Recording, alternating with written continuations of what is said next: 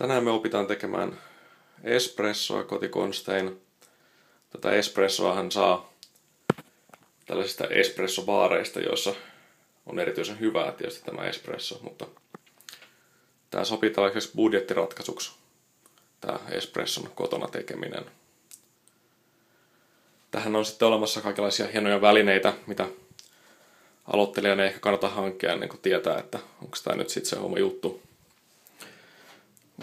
Esimerkiksi kallilla saisi espresso-kuppeja, jotka olisi optimaalisia tähän, mutta mulla on tällainen teemuki, että joku tämmöinen vähän pienempi muki sopii hyvin tähän tarkoitukseen. Sitten mulla on tietenkin tässä tämä pressopannu, että tässä on tämä kahvaosa, mutta mä oon nyt irrottanut sen, että näette paremmin sitä tästä kannuosasta, kun tätä espressoa tässä valmistetaan.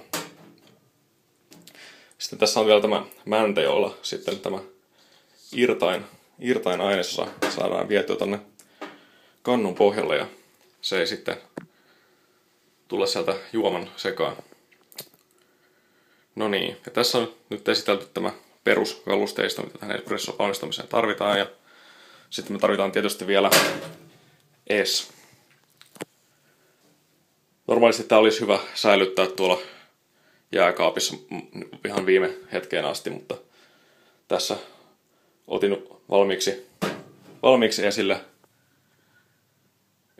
että on kätevämmin sitten käden ulottuvilla tässä, kun tätä ohjelmaa tehdään.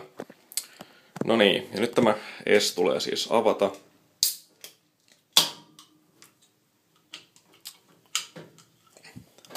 Sitten me kaadamme sen tänne pressopannuun. Kannattaa ehkä lähteä liikkeelle vähän varovaisemmin, taas on vähän pienemmällä määrällä. Sitä voi sitten aina tehdä lisää, että nyt asetetaan tämä mäntä tänne pressopannuun ja tässä on tämmöinen säleikkö ja tämä säleikkö tulee sitten asettaa tähän nokkaa kohti, jotta se kaataminen sitten myöhemmin onnistuu. Nyt annetaan tämän hautua tälleen suunnilleen puolen sekunnin ajan ja noin nyt kun se on hautunut, niin painamme tällä männällä alas, jolloin tämä mahdollinen irtain jäisi sitten tuonne pannun pohjalle. Tässä normaalissa kaupasta ostettavassa ES harvoin kyllä on mitään irtainta, että ei itse asiassa vielä kertaakaan ole tullut vastaan. Tämä on tärkeä osa tätä espresso-kulttuuria. Sitten voisimme kokeilla tätä tuotosta, kun tämä nyt on valmis, niin kaadamme tästä vähän tätä espressoa tänne mukin pohjalle.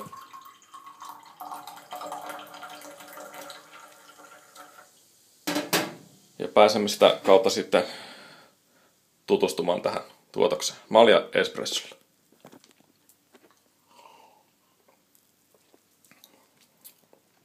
Erittäin piristävä maku.